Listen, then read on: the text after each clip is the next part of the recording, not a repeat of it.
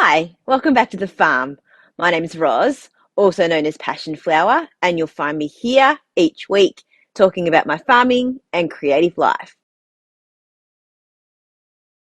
Well, I feel and I think look a little tired this week.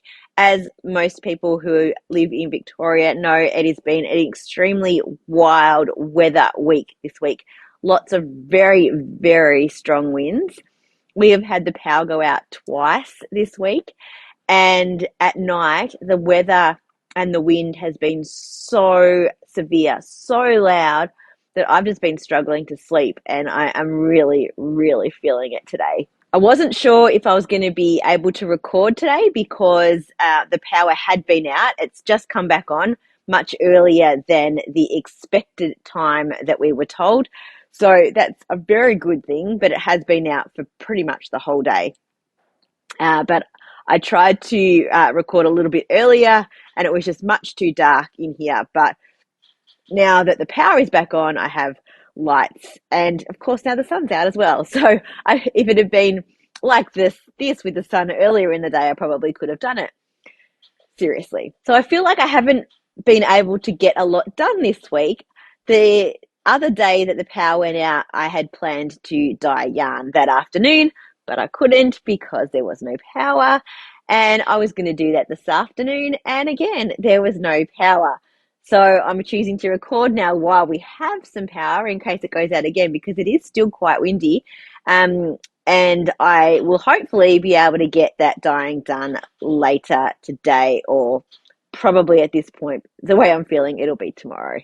Because it's been so windy, we'll have to do a bit of a boundary check in the next day or so, go around and make sure that there are no fallen trees over the fences.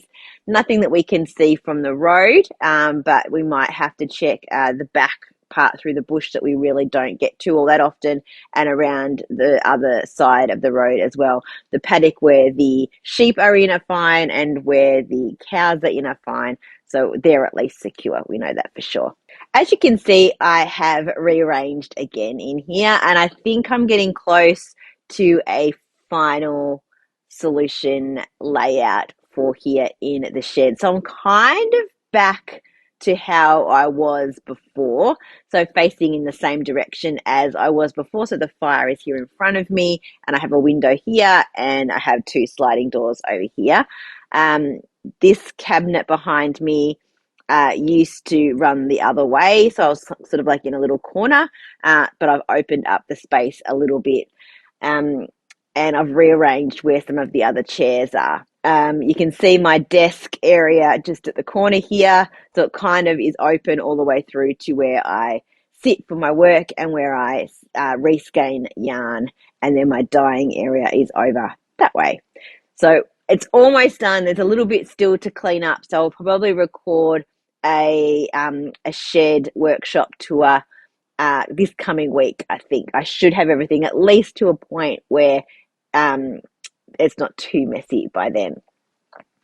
Part of the getting everything to this point was that I had this really big table in here. It was made up of 4 crates and it was really heavy and it was a really large footprint in terms of a coffee table. And so it was kind of restricting how I could position the furniture and how close to the fire I could get and all of that kind of thing. So what I did was to break it back down into its 4 crates. It literally was just being held together with screws and there was a few panels of wood to sort of create a centerpiece as well. So took all of the screws out and then screwed 2 of them back together and used the legs from the 4 and combined them onto this now 2 pieces of crate together. And then I've got 2 separate crates that I am using as sort of side tables up on their side. And I think I might end up putting a shelf into those and then I can stack pattern books and magazines and things like that in there as well. So I'm really happy with having turned this big chunk of a table that was really hard to move around and was taking up so much space into 3 really usable pieces of furniture now. So I've got one here right beside me so I can put things on so that's easy to grab to show you. I've got another one over by a chair as a side table over the other side near the fire. And then I've got the coffee table, so the two crates together right in front of the fire in front of my big blue couch. So, yeah, that was a really good project to get done, and it helped me to then be able to move all of this furniture back into positions that feel much better. And in terms of a recording space, I do like sort of the mannequin behind me and the tin, and not being sort of really open and have the whole space, because you can see lights and you can see mess, and this way it's much tidier and it's a nice little corner. So as I said, I had been trying to do some dyeing this week. I got a little bit done.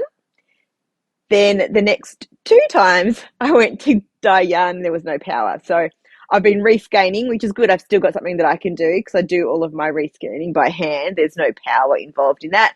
So apart from it being a little dark over here with no power, I was still able to get a few things done. Oh, some good news is that my wispy lace base of yarn is back in stock. So that was one of the things that's literally sitting there soaking now, and I've tried to dye it twice now, and I have not been able to get that done because of the power outages. So hopefully that will get done in the next few days, at least the first batches anyway. So I know a few people have been waiting quite a while for that yarn, and I'll be in contact once I have that ready to go. And it will be available at my upcoming markets as well. And all of the details of my markets are in the link below and available on my website. Speaking of markets or events, I have just been able to announce two classes that I'll be teaching at Craftlandia in Daylesford. I will leave a link to the Craftlandia website below where you're able to book tickets for those. The details are on Sunday the 20th of October from 10 to 1. I'll be teaching a First Steps in Brioche class, and on Sunday the 24th of November from 10 to 1, I'll be teaching a Learn to Knit Toe-Up Socks class. So two of the classes that I've taught many times before, and this time I will be at Craftlandia in Daylesford for those. So now to the colourways that I dyed up this week. A few regulars to start with. I did some more snozzberries because all of it got sold out at the All About Fibre and Yarn market in Mornington a few weeks ago. So I've done another batch of that, which is up on my website if you missed out at that market. I know there were a few people who said that they would check back. And I will also then have it at my markets coming up in the next few months as well. And speaking of snozzberries, I'm actually wearing a shawl that has some snozzberries in it. It's right here at the front. This is the Lamina wrap by Amber O'Brien, an Australian designer. And I knit it out of a set of my Wonka mini Skeins sets. So it's snozzberries, You're Turning Violet Violet, To the Fudge Room, Millions of Tiny Pieces, Golden Ticket, and Pure Imagination. And then I added in, this is like a greeny purple. I think it's called the Kraken Wakes, maybe, by Dyed by Hand Yarns. I will put the details of the yarn below, and I will also link to the pattern. In the pattern, she has done the lace sections, which are, let's see if I can show you. So there's lace, and then there's this like garter strips. There we go. And in the pattern, she has done the lace sections in colour, and then the stripy garter sections in a solid. And I chose to reverse it because I thought that my bright Wonka variegated yarns would not really work that well with the lace, and I had a really big skein of this yarn, the dark coloured yarn, and I think that it makes a really good combo with the brightness of the Wonka.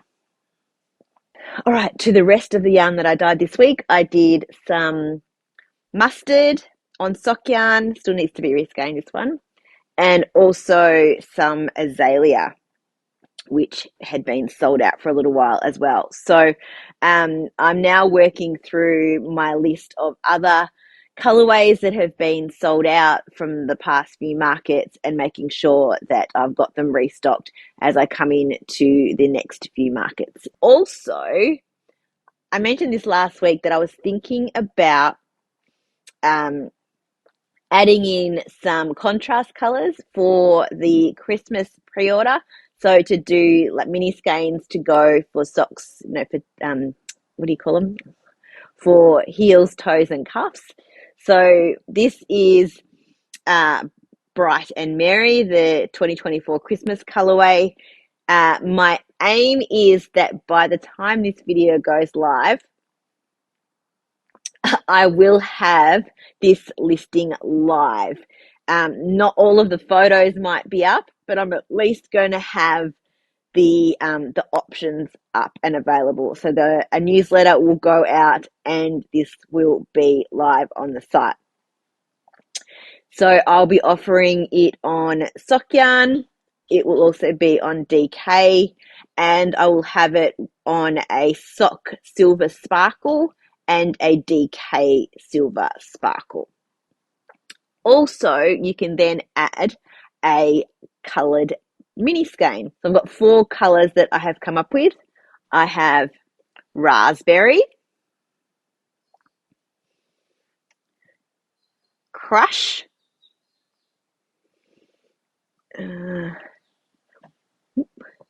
limoncello, and evergreen. So some that are quite bright and poppy and some that are a little more subtle.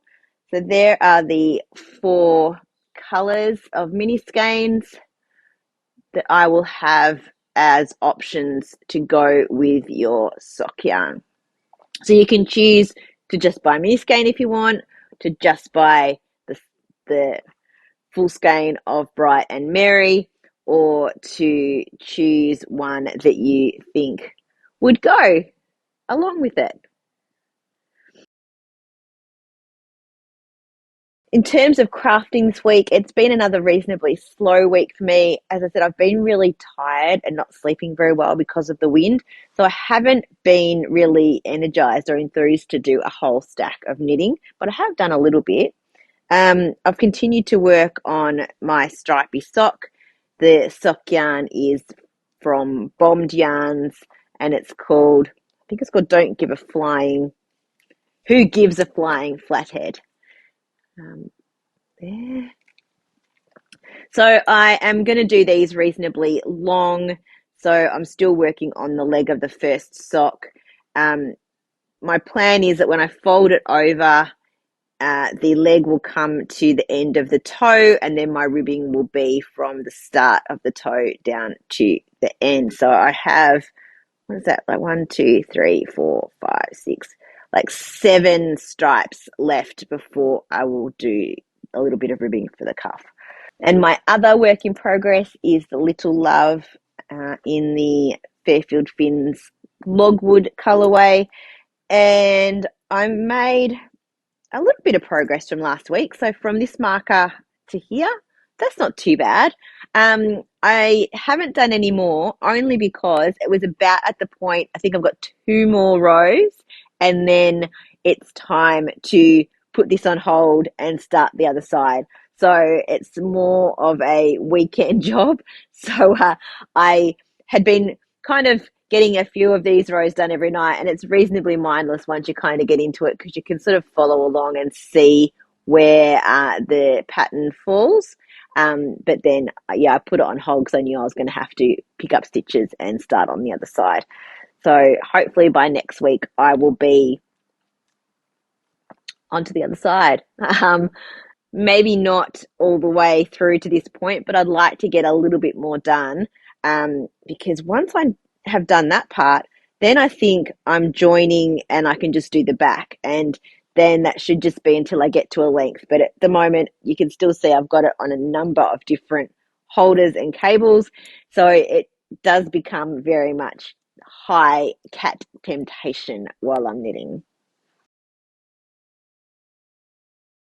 Well, that's it for another week. Thanks for spending some time with me. If you're enjoying these videos, please give me a thumbs up and subscribe to my channel.